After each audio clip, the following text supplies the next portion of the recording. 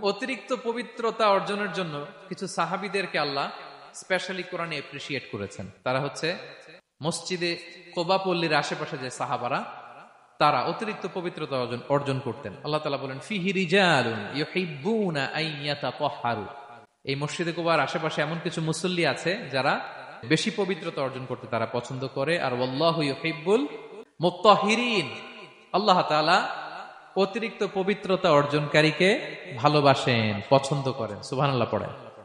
তো তাদের প্রশংসা যখন আল্লাহ তাআলা কোরআনে করলেন, বিষ্ণু ইসা ইসলাম তাদেরকে ডাকলেন, বললেন ও কোবাপল্লীর সাহাবীরা, ঘটনা কি? তোমাদের নাম বিশেষভাবে আল্লাহ তাআলা কোরআনে উল্লেখ করেছে, যে কি তোমাদের এমন গুণ, তোমরা কিভাবে পবিত্রতা অর্জন করো? তারা বলতে আরম্ভ করলো যে নাতাওয়াদ্দাউ লিস-সালাহ, আমরা নামাজের সময় ওযু করি, ওয়া নাগতাসিলু মিনাল জানাবা, গোসল ফরজ হলে গোসল করি, ওয়া নাস্তানজি বিল মা, আর পানি দিয়ে ইস্তেনজা করি।